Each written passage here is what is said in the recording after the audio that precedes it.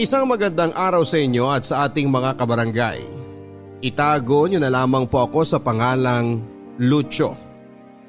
35 years old at may-ari ng talyer dito sa Pasig. Tubong Samar talaga ako, Papa Dudut. Kaso noong araw ay lumuwas ako ng Pamaynila para mamasukan sa talyer na pagmamay-ari ng kamag-anak ng tropa kong si Marco. Hanggang sa nakapagtayo din ako ng sarili kong negosyo. Nagsimula akong makinig ng programa ninyo nang makilala ko ang aking misis. Avid listener niyo po kasi siya. At hindi nagtagal ay naging tagahanga niyo na rin po ako. Paborito ko ang mga kwento ng pag-ibig na madalas ninyong itampok. Pero ang mas nakakapukaw ng atensyon ko ay yung mga storya ninyo tungkol sa mga magulang. Kaya naman nagbabaka sakali akong sumulat din para ibahagi ang kwento namin ng nanay Nelia ko. Single mother ang nanay ko, Papa Dudut. Mag-isa niya akong itinaguyod sa buhay dahil bata pa lamang daw ako ay iniwan na kami ng tatay. Hindi ko alam ang dahilan kung bakit umalis ang tatay ko pero isa lang ang malinaw sa akin noon. Masama ang loob ko kay nanay dahil wala akong kinamulatang ama. Madalas akong tuksuhin ng mga kalaro ko dahil abnormal daw ang pamilya ko. Dapat daw kasi ay merong tatay at nanay. Kahit na paulit-ulit kong tanungin si nanay kung nasaan si tatay ay palagi niyang sagot ay hindi niya alam. Dagdag pa niya, nandiyan naman siya para alagaan ako kaya hindi ko na raw kailangang magkaroon pa ng tatay.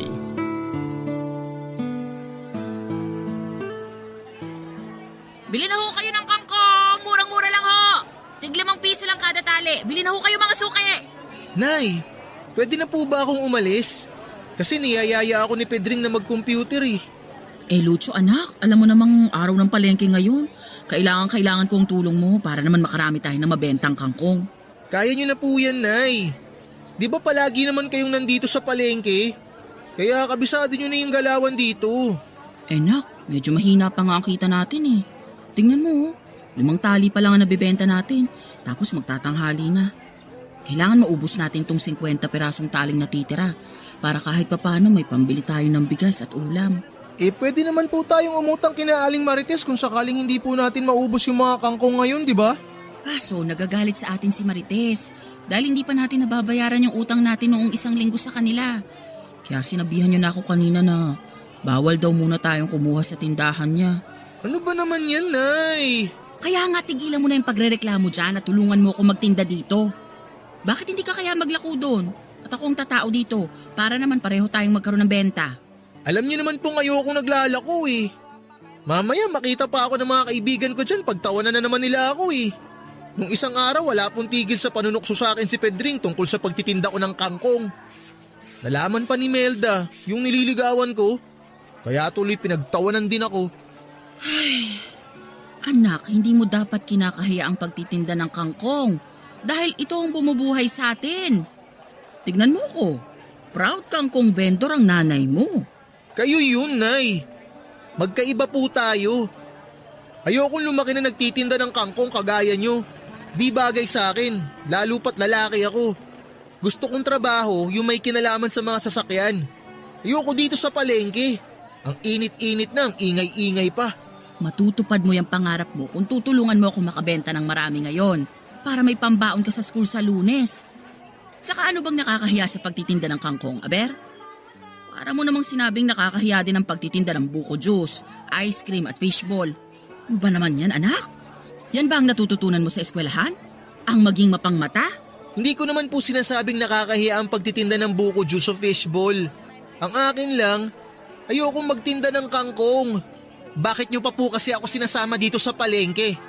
Samantalang tinutulungan ko naman na po kayo sa pagtatali at pagbubuhat ng mga kangkong na ibebenta. Alangan namang isama ko si Pedring. Sino ba sa inyo ang anak ko? O hindi ba ikaw? Si nanay talaga.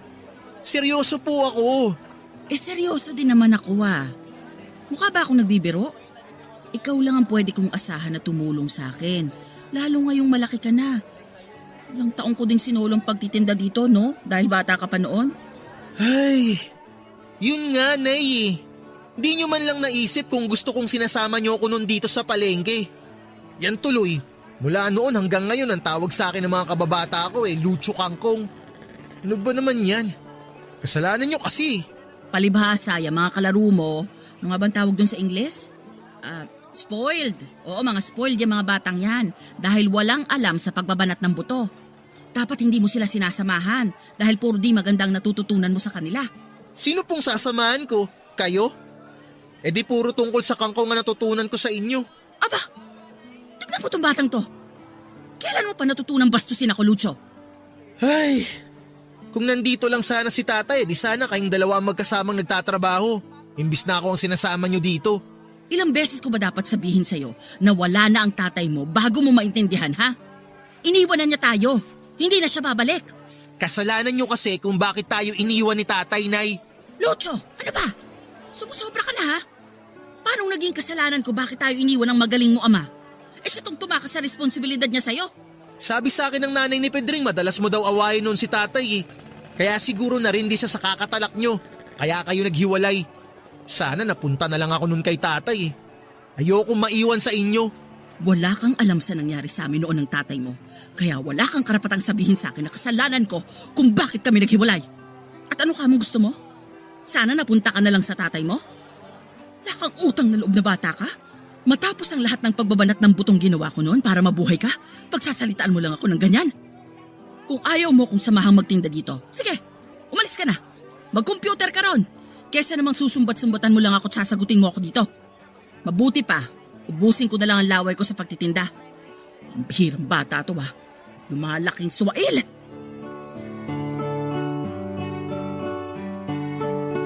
Papadudot, hindi lang pagtitinda ng kangkong sa palengke kasama si nanay ang kinaiinisan ko dahil ultimo gawaing bahay gaya ng pagsasaing, paghuhugas ng pinggan at paglalaba ay kinakatamaran kong gawin.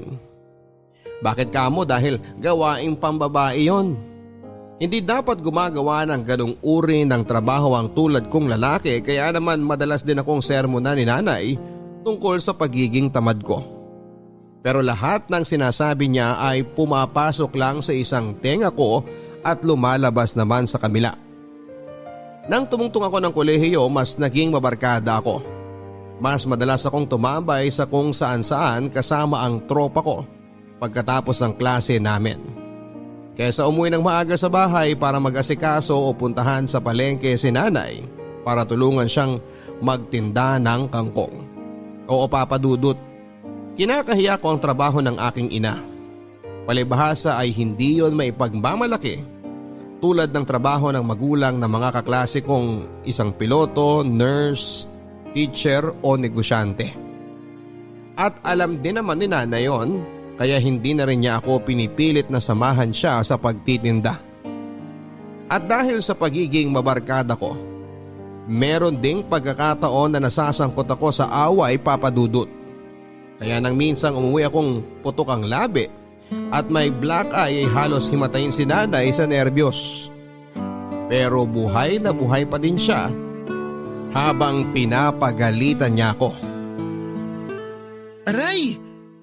Aray ko naman, Nay! Alam niyo namang masakit yung pasa ko tapos dinidiinan niyo pa talaga yung paglalagay ng gamot.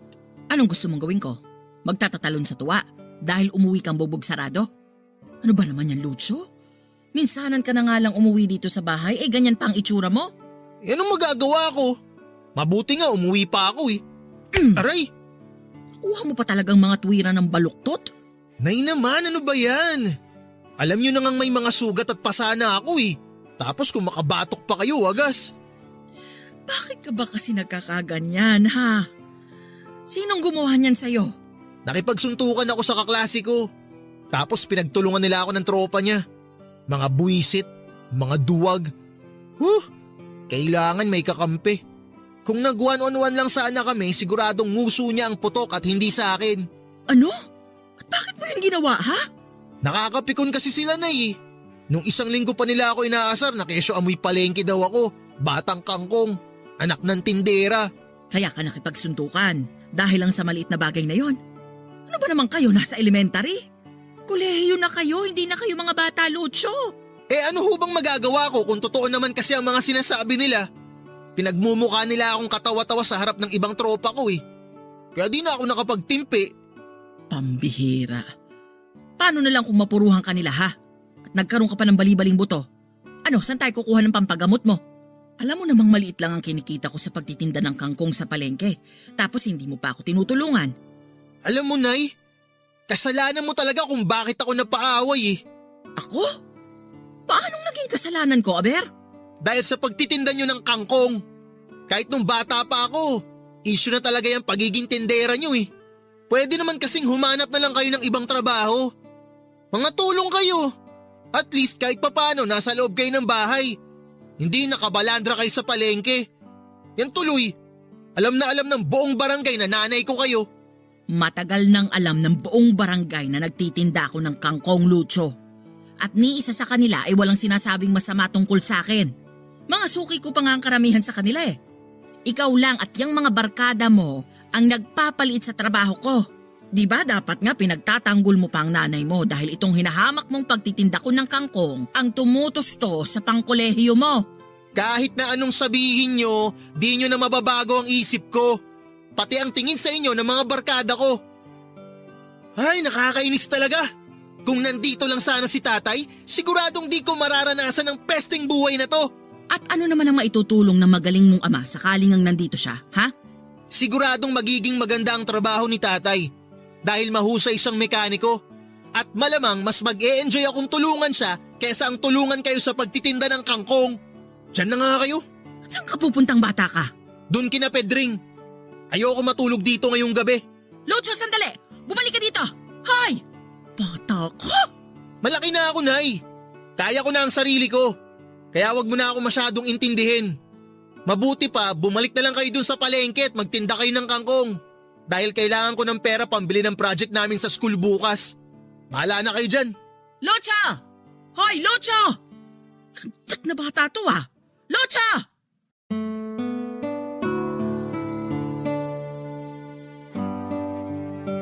Ayaw ni nanay na lumaki akong basagulero tulad ng tatay ko, Papa Dudut. Pero hindi ako naniniwala kay nanay na ganong uri ng tao si tatay. Sigurado akong gusto lang niyang siraan ang imahe ng aking ama sa akin para hindi ko na ito masyadong isipin pa o hanapin. Kaya naman mas lalong nadagdagan ang sama ng loob ko kay nanay. Tumalas din ang aming pagtatalo dahil sa paulit-ulit akong nasasangkot sa mga gulo. Nandyan, Papa Dudut, yung nagkabaranggayan pa kami ng nakaaway kong taga-kabilang bayan dahil lang natalo namin sila sa basketball. At kung ano-ano pa. Bukod doon ay sawang-sawa na rin ako sa pakikinig sa bulyaw ng nanay ko kung gaano ako kapasaway o kasuwail na anak. Kesyo, kailan ko raw ba titigilan ng pagbibigay ng sakit ng ulo sa kanya? Kaya naman napag-isip-isip kong huminto na lamang sa pag-aaral, Papa Dudut, at umalis sa bahay namin. Oo, lumayas ako't nanuluyan sa tropa kong si Marco na nasa kabilang bayan. At iniwang kong mag-isa ang matanda kong nanay. Nang umalis ako sa bahay namin, pakiramdam ko ay naging malaya ako, Papa Dudut. Bukod doon, dahil sa pagiging malayo ko sa nanay ko ay mas nagawa ko ang mga bagay na gusto kong gawin nang walang tumatalak sa akin. Ang sarap pala sa pakiramdam na kahit papaano mabigyang katahimikan ang mga tenga kong bingina sa sermon ni nanay. Para mabuhay at may pangkain ay madami akong trabahong pinasukan. Nandyan yung naging delivery boy ako sa isang maliit na kainan na pinapatakbo ng tiyahin ni Marco. Pumasok din ako bilang sales assistant sa tindahan ng mga sapatos para kahit papaano ay may kitain akong pera. At dahil nga meron na akong source of income ay natuto naman akong magbisyo, Papa Dudut. Alak at yosi ang naging libangan ko at sandalan sa tuwing namimiss ko si tatay. O di kaya kapag gusto ko nang maglibang. Malaking bahagi sa kinikita ko ay doon lang napupunta. Pero wala akong pakialam. Mas may silbi pa ang mga yon kesa sa nanay ko.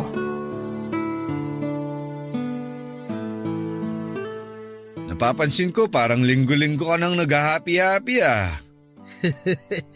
Ganun talaga. Happy lang dapat, sabi nga ni Tinay. Sinong Tinay? Sira.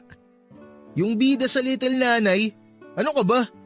Di ka ba nanonood nun sa GMA?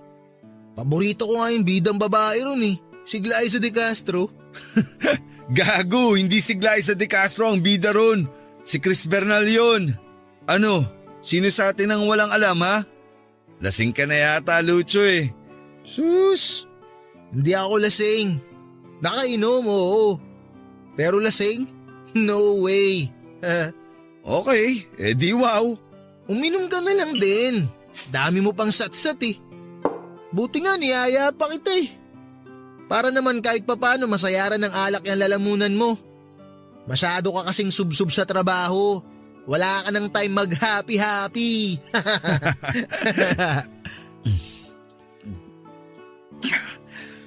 Bakit? Ano bang meron? Huh? Anong meron ng pinagsasabi mo? Sira, anong selebrasyon? Bakit ka umiinom? Kadalasan kapag nag-happy-happy ka meron kang ipinagdiriwang. So ano, sabihin mo na. Ano, sinagot ko na ba ng nililigawan mo? Ano nga ang pangalan nun? Violeta. Oo, Violeta. So, sinagot ka na ba ni Violeta? Di no. Saka di ko naman nililigawan yung babaeng yun. May jowa na yun, si Nicanor. Mamaya gulpin pa ako ng tropa nun kapag pinormahan ko si Violeta eh. Ay, ganun ba? Akala ko single yun. Akala mo lang, pero hindi.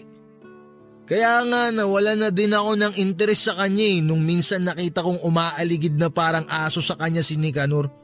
Tapos, na-realize ko, di ko pala siya talaga type. So, sino na type mo? Wala.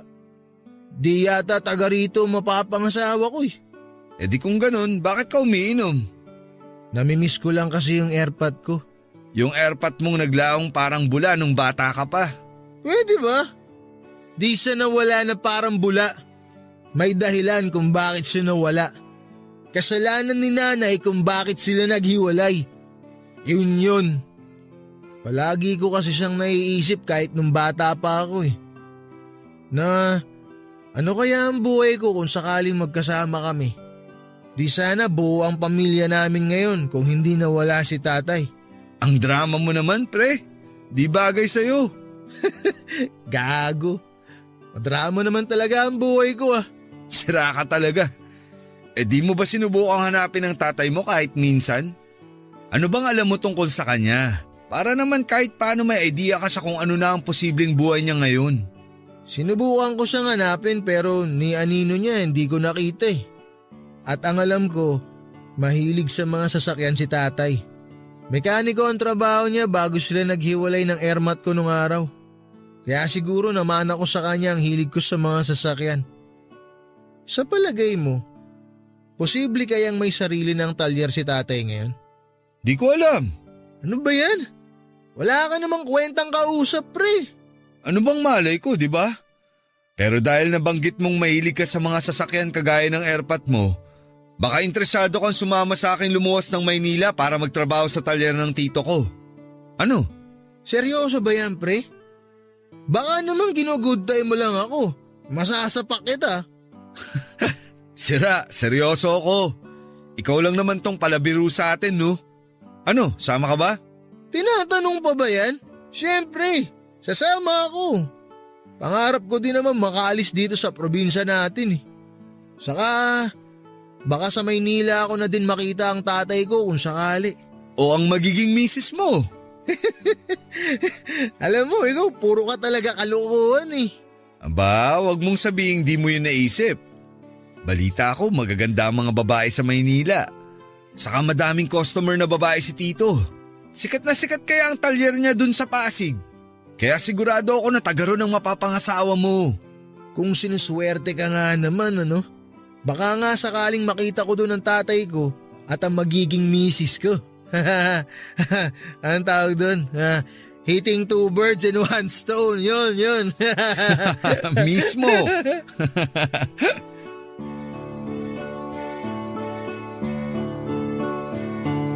Nang alokin ako ni Marco na lumuwas pa Maynila para magtrabaho sa talyer ng kanyang tito ay hindi na ako nagpatumpik-tumpik pa, Papa Dudut. Pagkakataon ko na rin kasi para makatapak sa ibang lugar dahil sawang-sawa na ako sa probinsya namin. Buong akala ko nga ay sa summer din ako mamamatay. Mabuti na lamang dahil merong opportunity na dumating. Bukod doon, pagkakataon ko na para mahanap ang tatay ko sa Maynila. Dahil sigurado ako na matatagpuan ko siya roon. Nang sumunod na linggo ay natuloy na nga ang pag-alis namin ni Marco papunta sa Pasig, Papadudut. At kung tatanungin ninyo ako kung nagpaalam ako sa nanay ko, hindi. Bakit pa hindi ba? Baka pigilan lang niya akong umalis at isa pa ay malaki na ako. Kaya ko nang magdesisyon para sa sarili ko at hindi ko na kailangan ng opinyon ng iba. Pagdating namin sa talyer ng tito ni Marco ay sumabak kaagad kami sa pagtatrabaho. Malapit sa mga condominium building at opisina ang kinakaroonan ng talyer kaya naman tama si Marco nang sabihin niyang magagandang babae ang karaniwang kliyente namin. At tama din ang kaibigan ko dahil pagkalipas lamang ng 2 buwan ay nakilala ko si Gigi. Nagtatrabaho bilang office staff na hindi nagtagal ay niligawan ko at naging girlfriend.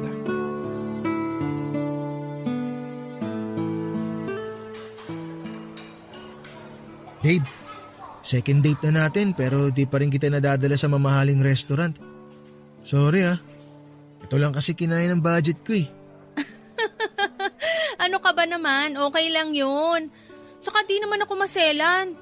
Paborito ko kaya ang pagkain nila dito kaysa sa mga sosyal na restaurant, no? Alam mo, sa totoo lang, naisip ko kasi na baka mas gusto mo doon kumain kaya talagang pinag-ipunan ko tong second date natin. Kaya lang, naningil na kasi si Aling Deli doon sa utang ko sa tindahan niya kaya napurnada pa yung date natin doon. Babe, wala naman akong sinasabi na di ako komportable sa lugar na to kaya relax ka lang. Malaki naman ang kinikita mo sa talyer, di ba? Tapos di ka naman masyadong magastos kaya bakit nagkakautang ka pa kay Aling Deli? Ano kasi, yung perang sinuweldo ko, nagastos ko nun sa inuman namin ni na Marco. Babe, lahat ng sweldo mo? Di nga! Oo birthday kasi nung isang kaibigan namin kaya bilang regalo, sinagot ko yung kalahati nung ininom namin. Yan yata yung isang beses na di kita makontak tapos akala ko kung napaano ka na. Nakikipag-inuman ka lang pala. Sorry na babe, di ko na kasi namalayan ng oras nun tsaka na-deadbat pa yung cellphone ko. Sige, patatawarin kita this time. Pero pag inulit mo pa yon, naku, magagalit na talaga ako sa'yo Oo babe, Pexman. Di na mauulit yun. Ang alin yon? Yung di ko pagtitext sa'yo kapag may inuman ng tropa. At pati yung pag-iinom, babe. Dapat tigilan mo na din yan, no? Parang ang hirap naman yata nun, babe. Di naman ako umiinom palagi Minsan lang kapag may happy-happy. Kaya bakit ko naman kailangan tigilan? Ito naman? Minsan lang ba talaga? Oo, no, promise, minsan lang. Saka wag mo na masyadong isipin yun. Bata pa ako. Ayos na ayos pa ang bahay alak ko. Ewan ko sa'yo, babe. Basta ako, nagpapaalala lang. Liver cancer kaya ang kinamatay ng tatay ko dahil ayun, inom to the max ang peg. Di nagpaawat. Kinuha tuloy ng maaga. Ay, sumalangit nawa ang kaluluwa ni tatay. Masamang damo ako. Tsaka para ka namang nanay ko kung maner mo ni. Speaking of your nanay, sabi mo nasa Samar siya, di ba? Oo. Ba't mo naman natanong? Wala lang. Napansin ko lang di mo siya madalas kinukwento kaya na-curious ako kung nag-uusap pa ba kayo o ano. Ay, simula nang umalis ako sa amin, di na kami nagkausap ni nanay. Saka bakit pa, di ba? Wala din naman kaming pag-uusapang matino. Yung pagluwas ko nga dito, di niya rin alam Grabe ka, babe. Di ka man lang nagpaalam sa nanay mo? Tulad nga ng sinabi ko, di na yun kailangan. Nasa tamang edad na ako at pag-iisip para magdesisyon sa mga bagay na gusto kong gawin sa buhay ko. Saka ayokong pinakikialaman ako ng nanay ko. Simula pagkabata, palagi na lang niyang sinasabi sa akin kung ano ang dapat kong gawin. Kahit na ayoko, pinipilit pa rin niya ako. Kaya nga di ko siya masyadong pinakikinggan nun Di ko sinusunod yung mga sinasabi niya. Sobra naman yata yun. Kasi kahit anong mangyari, nanay mo pa rin siya. Di mo ba siya namimiss? Di mo naiisip kung kamusta na siya dun sa probinsya? Siguradong miss na miss ka na niya, babe. Ay, hindi ko naman kailangan malaman kung namimiss niya ako eh. Tsaka wala akong pakialam kung kumusta na ba siya ron. Tungkol na lang ba sa airmats kung pag-uusapan natin? Kasi parang nawawalan na ako ng gana. Date natin to, di ba? Dapat tungkol sa atin yung pag-usapan natin. Hindi yung sa kung sino-sino. Okay, sorry naman. Naisip ko lang kasing itanong pero kung ayaw mo ng pag-usapan, edi naiintindihan ko. Kain na lang tayo. Mabuti pa nga.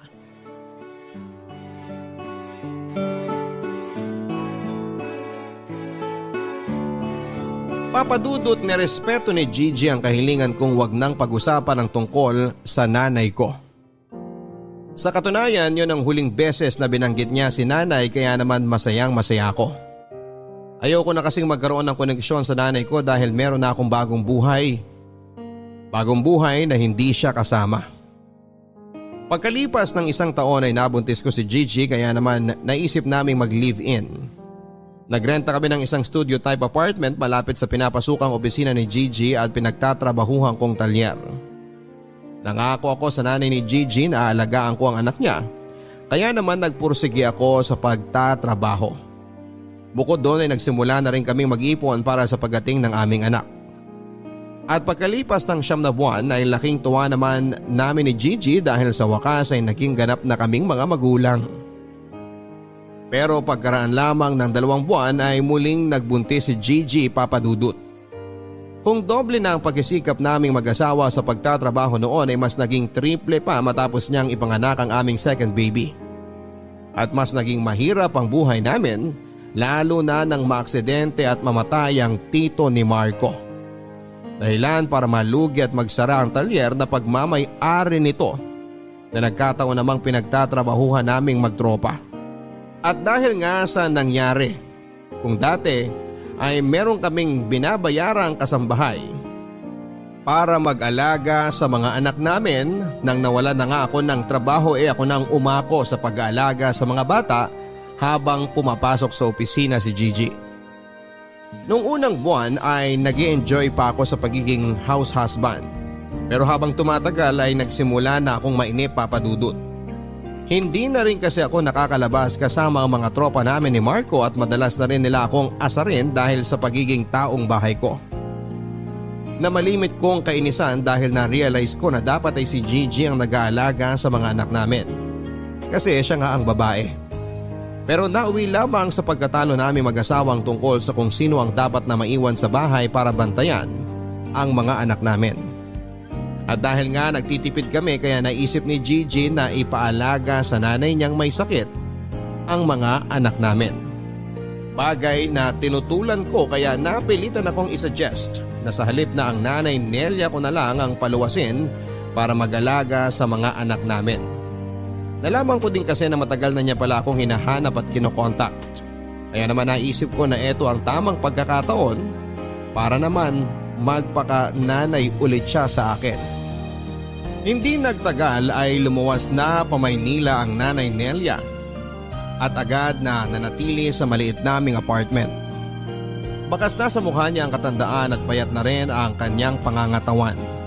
Pero kahit paano ay malakas pa rin siya kaya naman nang alokin ko siyang alagaan ng aming mga anak. Kapalit ng pagsasama-sama naming buong pamilya sa iisang bubong ay hindi na rin siya tumutol pa. Anya, pagkakataon na rin daw niyang makabawi sa mahabang panahong nagdaan na hindi niya ako nakasama pati na ang aking mga anak. Ako naman ay nagsimula na ulit maghanap ng bagong trabaho. Pero dahil pagkatrabaho lang sa talyer ang alam kong gawin kaya mas nahirapan akong makahanap ng mapapasukan. Palibhasa iba rin kasi ang kultura sa Maynila kesa sa probinsya. Kung hindi ka marunong makipagkompetensya o dumiskarte ay siguradong mapag-iiwanan ka. Kaya kahit extra sa construction ay pinatos ko na para lamang may mapagkakitaan, papadudot. Pero sa kabila ng lahat, mas naging mabagal ang pasok ng pera sa amin. At dahil mas lumalaki na ang mga bata kaya mas nadagdagan na rin ang gastusin namin sa bahay. Kahit na anong pagtitipid at pagbabudget ang gawin naming mag-asawa, ay meron pa ring pagkakataong kinakapos kami. At dahil sa mga isipin at problemang yon, kaya bumalik na naman ako sa dati kong bisyo, ang pag-inom ng alak.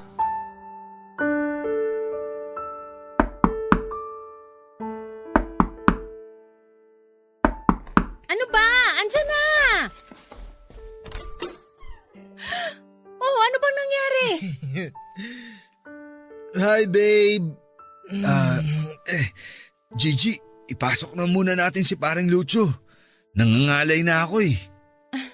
Mabuti pa nga, Marco.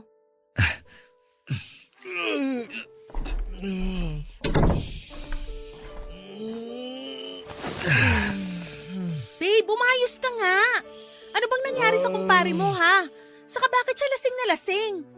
Ano kasi, nagyaya kasi siyang mag-inuman kami pagkatapos ng trabaho namin sa construction.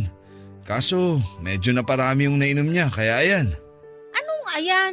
Alam mo namang ganyan ang nangyayari kay Lucho kapag nasusobrahan sa inom, di ba? Saka bakit ba kasi kayo nag-iinuman pa? Yung pinambili nyo ng alak, saan galing? Pinag-ambagan namin.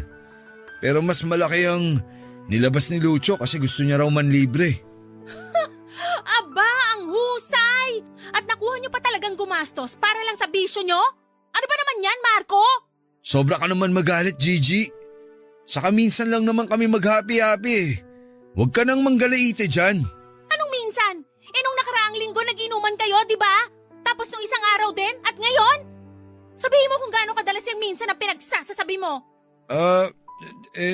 Si paring Lucho naman kasi ang nagyaya kanina. Sabi niya, kailangan daw niyang mag-chillax kasi masyado na raw siyang maraming iniisip. Gaya ng mga gastusin dito sa bahay niyo, sa mga bata, pagkain niyo. Pero hindi pa rin dahilan yon para konsintihin mo siyang mag-inom at gumastos para sa alak. Punyetang buhay naman to, oh! Gipit na nga kami tapos mapupunta pa sa alak yung kakarampot niyong sweldo sa construction? Aba, ba't sa akin ka nagagalit? Diyan ka kay Lucho magalit. Siya ang sermonan mo, wag ako. Mabuti nga nagmalasakit pa akong iatid siya dito sa bahay niyo eh. Kundi sakali yan matutulog. Alis na nga ako. Kaya di pa ako nag-aasawa eh. Dahil ayoko nang may tumatalak sa akin katulad ng ginagawa mo ngayon. Nakakairita ka. Diyan ka na nga. Buisit. Tingnan mo tong tarantadong to. Hoy! Huwag ka nang babalik dito, konsentidor ka! Naturingan ka pa namang kaibigan! Di na talaga ako babalik dito. Bungangera! Tarantado! Ano ba yan? Ang ingay-ingay mo naman eh. Aba, pasensya naman po kung naistorbo ka ang pagtulog mo dyan sa sofa natin, kamahalan! Ano bang pinagsasabi mo? Ba't ba ang ingay mo? Ha? Nakakarindi ka na eh. Naririndi ka? Bakit? Sa palagay mo ba natutuwa ako dahil sa pinaggagawa mong animal ka? Alam mo nang kapos tayo sa pera, nakuha mo pang mag-inom? At nilibre mo pa ng alak mga barkada mo? Aba, ang yaman mo naman pala, Lucho. Pensyonado lang? Pwede ba, Gigi? Nakakarindi ka ng lintik ka eh. Ano naman kung nilibre ko sila? Ha? Ano bang pake mo? Pera ko naman yung ginastos ko ah. Pera ko, hindi sa'yo, hindi kung kanino. Sa akin. Kaya anong pinuputok ng butsi mo dyan? Ha? Kapal ng mukha mo. Nalusaw na ba talaga ng alak pati ang makitid mong utak, ha? Tinatanong mo ba talaga ako kung ba't ako nagkakaganito? Pwes, ipapaliwanag ko sa yung bobo ka. Nagagalit ako dahil wala na nga tayo halos panggastos sa pamamahay na to, pero nakuha mo pang magbisyo. Di ba sinabi ko na sa'yo na tigilan mo na ang pag-inom ng alak? Napaka-irresponsable mong tao ka. Ah, ganun. Alam mo, sumusobra ka ng babae ka eh. Yan, para magtanda kang leche ka. Naku! Gigi! Anong ginawa mo sa asawa mo, Lucho? Hoy! Wala kang pakialam dito, matanda ka. Manahimik ka. Isa ka pa eh. Papadudot dumalas pa ang pag-aaway naming mag-asawa dahil sa bisyo ko na pag-inom ng alak at mas naging mabigat ang pagdadala namin sa buhay. Nandyan yung nag-isang kahig isang tuka kami lalo na noong matapos na ang kontrata ko bilang construction worker. Sinubukan kong maghanap ng iba pang trabaho pero lalo lamang akong nahirapan.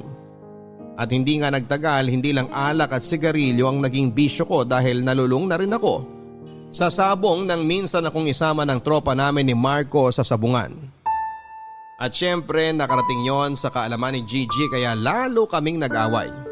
Hanggang sa umabot na nga sa puntong naabutan kong nag-aal sa balutan ng misis ko dahil balak nila akong iwanan ng mga bata. Gigi! Gigi! Uy! Anong ginagawa mo? Bakit nag-iimpake ka? Saan ka pupunta? Di ba obvious? Plano na naming iwan ka ng mga anak mo dahil wala ka namang ginagawang matino. Ayoko nang makisama sa'yo dahil ibang-iba ka na, Lucho. Di na ikaw yung taong nangako sa mga magulang ko na aalagaan kaming mag-iina. Di na ikaw yung taong pursigido sa buhay dahil meron kang magandang pangarap sa amin ng mga anak mo. At di na rin ikaw yung lalaking minahal ko. Puro ka na lang bisyo. Wala ka nang ibang alam gawin kundi uminom, manigarilyo at ngayon nawiwili ka naman sa sabong? Kapal din ang pagmumukha mo, no? At saan mo nga pala kinukuha yung mga pinangsusugal mo, ha? I'm sure pinangungutang mo pa yan. Grabe, Lucho. Di na kita kilala. Nagbago ka na. Walang aalis sa inyo. Di ako papayag na iwan niyo ako. Di mo kami pwedeng pigilan dahil sawang-sawa na ako sa mga away natin. Pagod na ako sa mga pag-intindi sa'yo at sa pag-asang isang araw ay magbabago ka pa. Na magiging responsableng tatay ka uli sa mga anak mo. Kaso hindi. At mukhang malabo nang dumating ang araw na yon kaya bakit pa kami magtsatsagang makisama sa'yo, ha? Walang aalis dito. Dito lang kayo. Tigilan mo yung kakapalo mo sa akin, ha? Nakakarindi ka na. Bitiwan mo ako! Lucho, bitiwan mo nga yung asawa mo. Ano ba? Huwag nga kayo makialam dito. Doon na nga kayo. Ano ba? Bitawan mo nga ako. Bakit ka ba nakikialam dito, matanda ka? Ha? Bastos ka talagang bata ka, no? Ni hindi mo na kami ginalang ng asawa mo. Ah, wow! Nagpapatawa ka ba? Ikaw? Sige nga. Bigyan mo ako ng rason kung bakit kailangan kitang igalang. Ha? Bigyan mo ako. Kasi wala akong maisip na dahilan kung bakit eh. Hindi kita pinalaking bastos. At mas lalong hindi kita pinalaking nananakit ng babae. Pakabarumbado mo? Demonyo ka na. Hoy, makinig ka sa akin mabuti, matanda ka ha. Lalakasan ko kasi baka bingi ka na. Wala kang pakialam kung paano ko patatakbuhin ang pamilya ko. Dahil ako ang padre di pamilya dito. Ha? Tsaka tigil-tigilan mo nga yung panghihimasok mo sa buhay namin. Ha? Dahil wala kang karapatan. Mabuti nga kinuha pa kita rin sa probinsya para alagaan yung mga apo mo eh. Dahil kung hindi, siguradong mabubulok ka doon mag-isa. Mamamatay ka ron mag-isa. Lucho, tumigil ka na nga. Bakit mo pinagsasalitaan ng ganyan ang nanay mo? Nasisiraan ka na ba ng ulo? Magulang mo pa rin siya. Magulang. Dahil mo sinasabi, wala kang alam. Para sa akin, matagal na akong walang magulang. Walang tatay, walang nanay. Tsaka kung tutuusin, kasalanan naman ng matandang yan kung bakit buong buhay ko, pakiramdam ko, ulila ako eh. Hoy, ikaw, matanda. Makinig ka. Ikaw ang may kagagawan kung bakit ni minsan di ko naranasang magkaroon ng ama. Ha? Dahil sa'yo, kaya kahit kailan di naging buo ang pamilya natin. Tapos ang lakas ng loob mong pakialaman ng pamamalakad ko sa pamamahay na to? Bakit? Ha? Ano? Sino ka ba sa akala mo? Ha? Ha? Ano? Sino ka ba? Lucho, wag mo saktan ang nanay mo. Ano ba? Pwede ba? Huwag kang ang OA dyan. Di ko naman siya sinaktan ah. Tinapik-tapik ko lang naman siya. Baka sakali kasing magising siya sa panaginip niya na meron siyang buo at masayang pamilya. Napakagago mo talaga. Alam mo, Nay, sana di na lang si tatay ang umalis nun eh. Sana ikaw na lang. Sana ikaw na lang ang nawala. Sana hindi na lang si tatay. Dahil sigurado ako, mas magiging masaya at maayos ang buhay ko kung sa kanya ako lumaki at hindi sa'yo. Di sana magiging katawa-tawa at kaawa-awa ang kabataan ko kung hindi dahil sa'yo at sa buwisit mong pagtitinda ng kangkong! Kung bakit ba kasi hindi na lang ako lumayas noon eh. Buwisit talagang buhay to. Ay!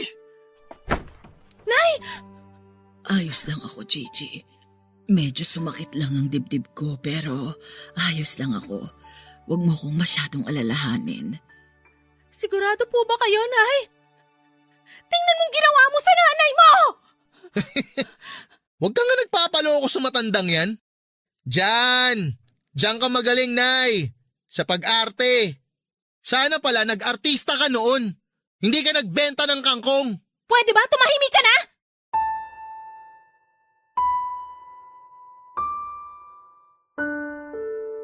Papadudot, alam kong nagkukunwari lang si nanay na merong nararamdaman para maawa ako sa kanya. O bawiin ko yung sinabi ko tungkol sa kanya. Hindi niya ako madadala o maluloko sa mga pagdadrama niya. Nang mga sandaling yon ay tuluyan na ngang nawala ang natitirang respeto ko sa kanya bilang nanay ko dahil ang lahat ay napalitan ng magkahalong galit at pagtatampo.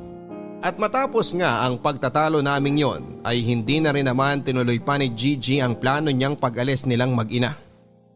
Pero napag-isip-isip ko rin naman na kung hindi ako magbabago ay baka nga tuluyan ang mawala sa akin ang aking pamilya. Ayokong matulad sa akin ang mga anak ko na lumaking hindi kumpleto ang kanilang mga magulang dahil alam na alam ko yung pakiramdam na tuksuhin at pagtawanan dahil tingin ng marami ay abnormal ang pamilyang walang nanay o walang tatay. Kaya naman pinilit kong bawasan ang mga bisyo ko at nagsimula muli akong mag-apply ng trabaho, papadudot.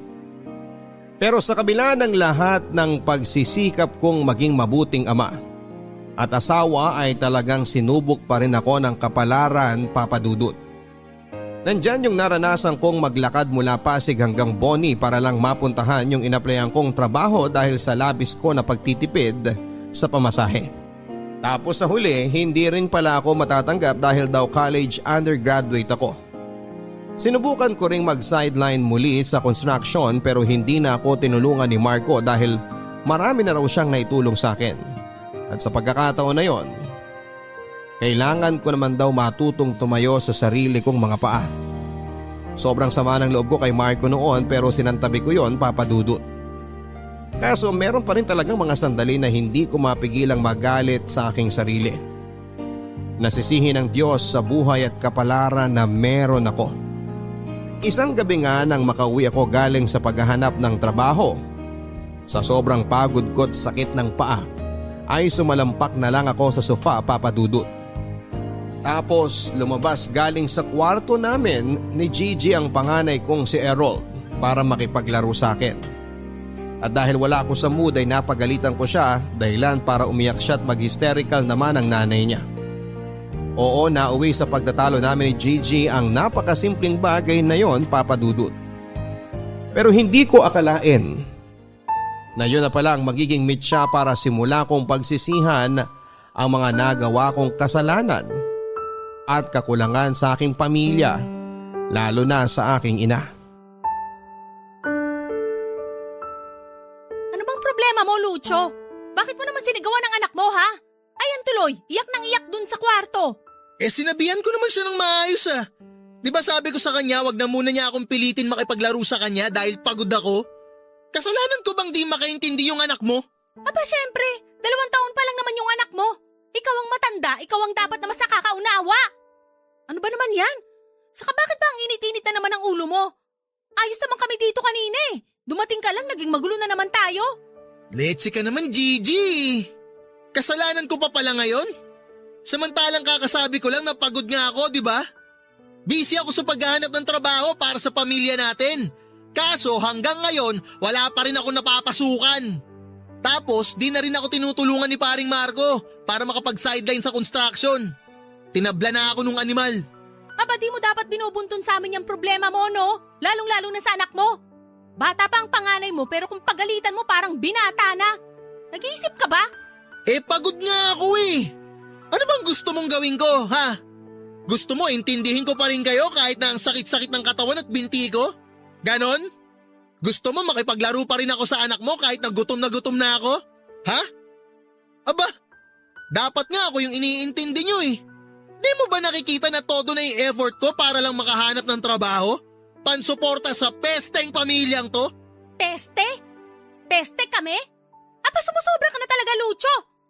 Dapat ba bigyan ka namin ng award kasi masakit ang katawan mo dahil sa kakahanap mo ng trabaho? Responsibilidad mo yan, tanga, bilang padre de pamilya na maghanap ng trabaho para suportahan kami ng mga anak mo. O kahit yung mga anak mo na lang dahil kaya ko namang suportahan ng sarili ko. Alam ko rin namang wala akong aasahan sa pulpol na katulad mo. Wow! Ang yabang mong magsalita ah. Porke may trabaho ka? Ha? Kaya nagmamalaki ka na? Trabaho mo lang naman yung kaya mong ipagmalaki. Kung wala yung trabaho mo, pulpul ka rin namang gago ka. Baka nakakalimutan mo. Ako pa rin ang padre de pamilya sa bahay na to. Kaya yung gusto ko pa rin ang masusunod. Naintindihan mo? Ha? Yan, gago ka kasi. Uy! Di ba sinabi ko Ano na sa ba? iyo, huwag mong pagbubuhatan ng Tumigil kabayang ka na asawa nga! mo? Sumusobra ka na talaga! Tigil niyo ang paghampas niyo sa akin ha? Aray! Habang tumatanda ka, Ano ba? nagiging demonyo ka! Ano bang pakialam nyo? Ha? Wala na ho kayong pakialam dahil buhay ko to. Masyado na kayong nangihimasok sa pamilya ko. Masyado ka ng mapapel. Maling-mali talaga na pinaluwas ko kayo rito eh. Anong sinabi mo? Wala ka utang na loob! Ang kapal ng mukha mong sabihin sa akin yung mga bagay na ganyan. Matapos kitang igapang simula bata ka, napakasuwail mo! At ako pa ang walang utang na loob ha? Para sabihin ko sa inyo, responsibilidad nyo yon dahil anak nyo ako. Kaya wag na wag nyo sa akin masumbat-sumbat na kesyo iginapang nyo ako sa hirap o kung ano-ano pa dahil bilang magulang, dapat naman talaga na ganun ang gawin nyo. Diba? Bobo ka ba? Lucho, tigilan mo na sabi ang pagsagot ng pabalang sa nanay ni Elia mo. Di ka ba nahihiya sa kanya? Di ka ba nahihiya sa ugali mo? At bakit naman ako mahihiya sa taong yan? Ha? Bakit? Siya nga dapat ang mahiya sa akin eh. Dahil nasa pamamahay ko siya. Ako ang nagpapatira at nagpapakain sa kanya. Kaya anong pinagsasabi mong ako ang dapat na mahiya? Isa ka rin na bobo eh. Ang bobobo nyo. Baka ikaw ang anak nito at hindi ako. Kasi ang bobobo nyo eh. Hoy ikaw. Kailan mo ba planong umalis dito sa bahay namin ha? Sa totoo lang nasusuya na ako sa presensya mo eh. Lucho, ano ba? Bakit? Totoo naman di ba? Kapos na kapos tayo. Hindi na nga natin alam kung anong klaseng pagtitipid ang gagawin natin eh.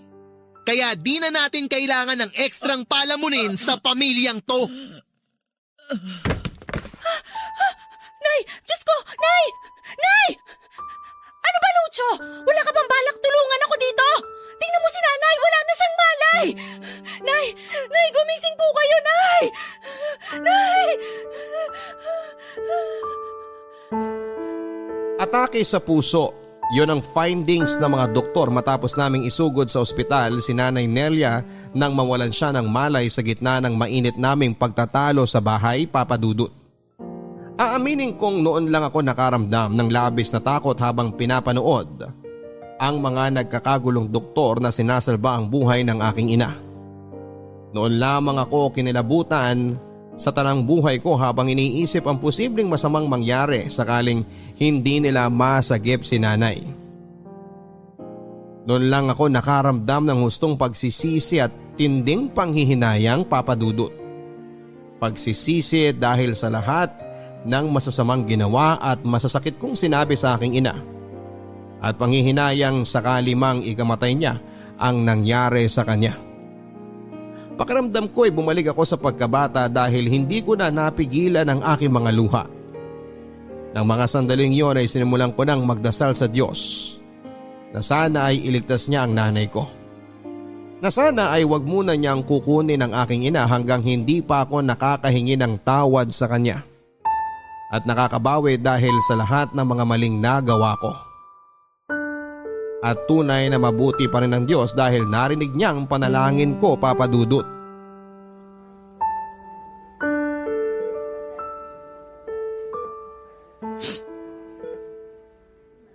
Nay? Alam ko kahit na natutulog kayo, naririnig niyo ako.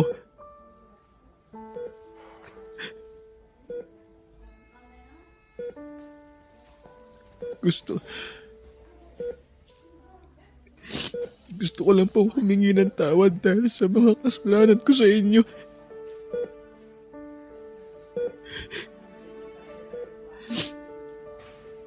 Patawad, Nay. Sa lahat ng mga masasakit na salitang binitawan ko at sinabi ko sa inyo simula pagkabata ko. Sana mapatawad niyo ako, Nay. Kasi hindi ko nakita yung mga pagsisikap niyo para sa akin noon.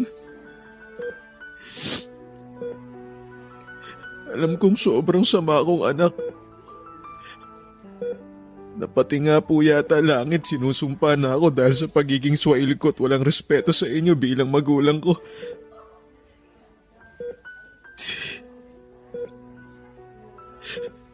Sana mapatawad mo ako, Nay.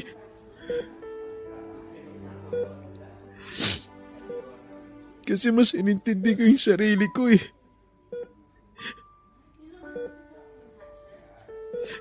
Naging makasarili ako.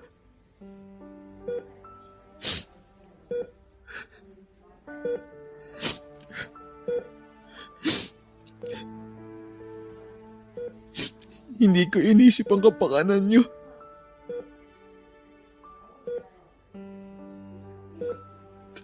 Patawad, Nay. Kasi ginusto ko na sana kayo na lang ang nawala at hindi si tatay. Pero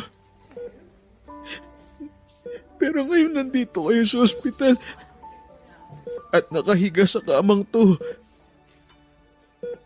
Ang totoo po niyan, nakakaramdam talaga ako ng matinding lungkot, Nay. Natatakot po ako na baka mawala kayo. Na baka iwan niyo rin ako tulad ni tatay.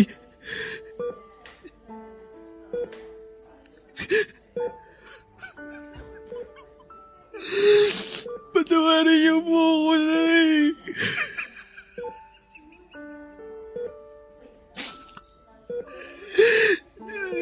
Hindi ko po sinasadya lahat. Hindi ko po sinasadya. Ay, sorry po. Sorry po. Lucho. Nay? Lucho, anak ko.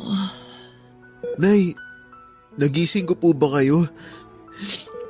Pasensya na po kung nakaistorbo ko sa pagpapahinga ninyo. Gusto ko lang po talaga kayong makita. Ayos na ako, nak.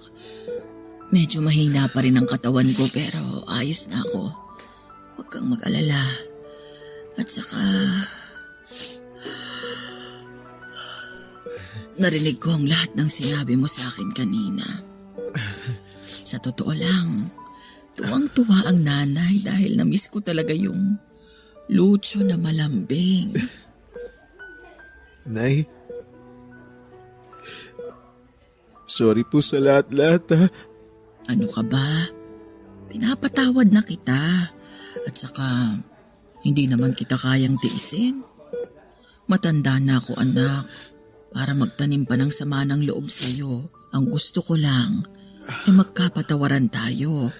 Magkasundo. Dahil alam kong konti na lang ang oras ko sa mundo. Gusto ko ng magandang alaala bago man lang ako bawian ng buhay, anak. Nay, wag. Huwag niyo pong sabihin yan. Di pa kayo mamamatay. Dahil di pa ako nakakabawi sa lahat-lahat ng di magandang nagawa ko sa inyo noon.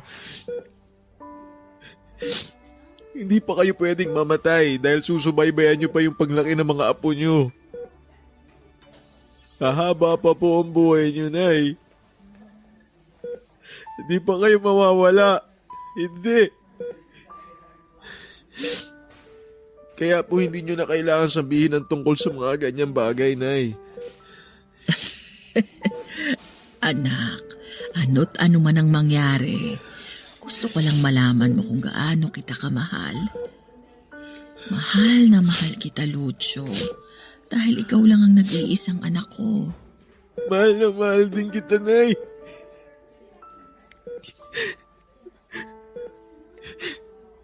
Patawarin niyo ako dahil huli na nung nakita ko kung gaano kayo kahalaga sa akin. Dahil mas inuna ko po ang sarili ko. At dahil mas palagi kong hinahanap si tatay. Nakalimutan ko kayo, Nay. Sorry po, Nay. Sorry po. Sorry po talaga, Nay. Wala nang kaso yun, anak.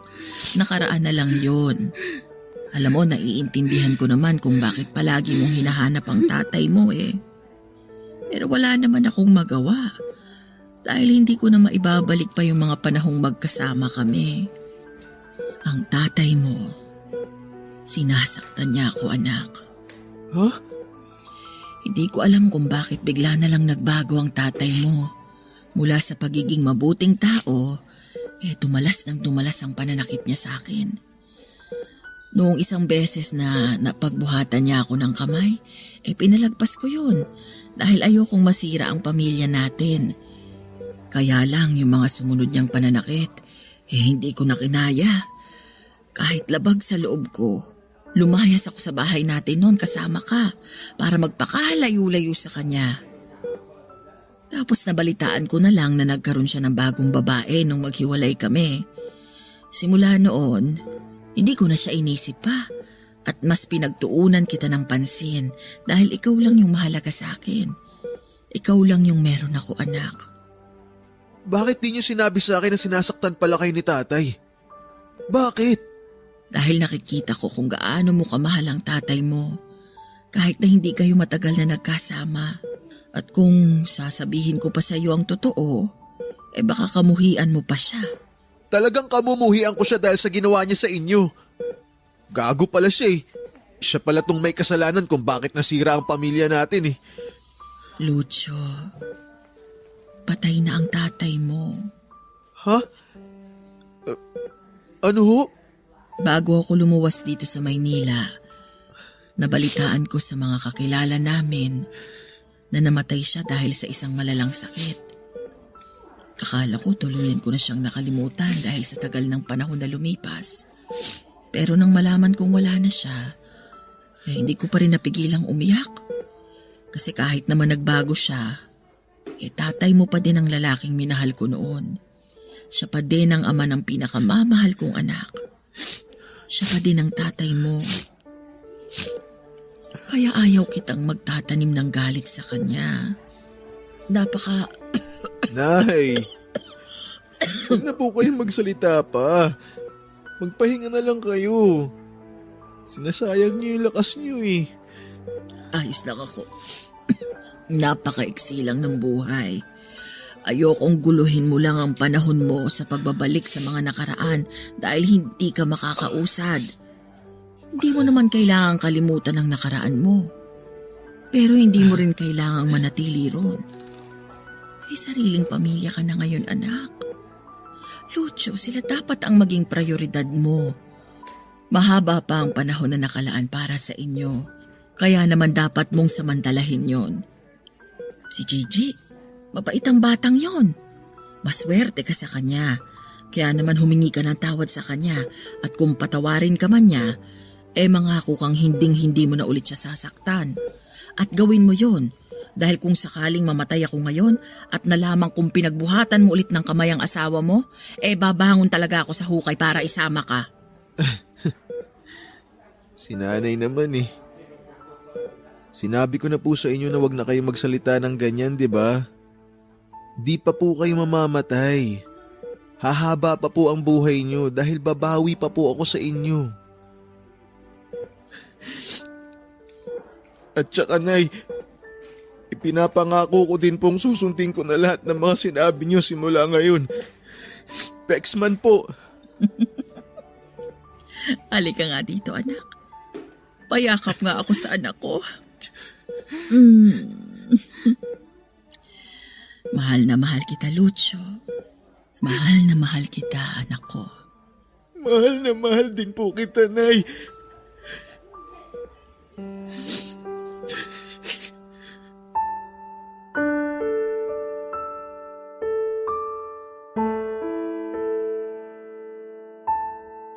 Namatay si Nanay Nelia pagkalipas ng 2 buwan, Papa Dudut.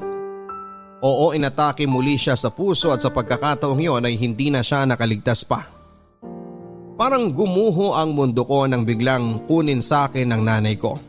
At kahit na anong pigil ko sa mga luha ko kusa pa rin siyang tumutulo. Labis din ang pagsisisi ko dahil napakaiksi ng panahong ibinigay sa amin ng Diyos para makabawi ako sa lahat-lahat ng kasalanan at pagkukulang ko sa Kanya. Pero kahit na ganoon ay nagpapasalamat pa rin ako dahil hinayaan pa rin ako ng Diyos na makapiling ang aking nanay. Matapos ang libing ni nanay ay nangako ako sa harap ng puntod niya na magiging mabuti akong asawa at ama sa aking mga anak. Pinatawad na rin ako ni Gigi sa nagawa ko sa kanya noon, kaya naman mas nagdoble sikap pa ako para mapakatawanan ang pangako kong aalagaan at susuportahan ang aking pamilya. Sinuwerte din naman akong nakapag-loan si Gigi ng malaking halaga sa kanilang kumpanya na ginamit namin para makapagtayo ng maliit na talyer. At hindi nga nagtagal ay mas naging kilala kami't lumago ang aming negosyo.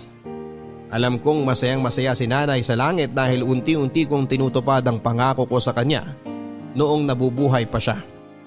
Namimiss ko pa rin siya hanggang sa ngayon, Papa Dudut, pero alam kong maligaya na sila ni tatay saan man sila naroroon.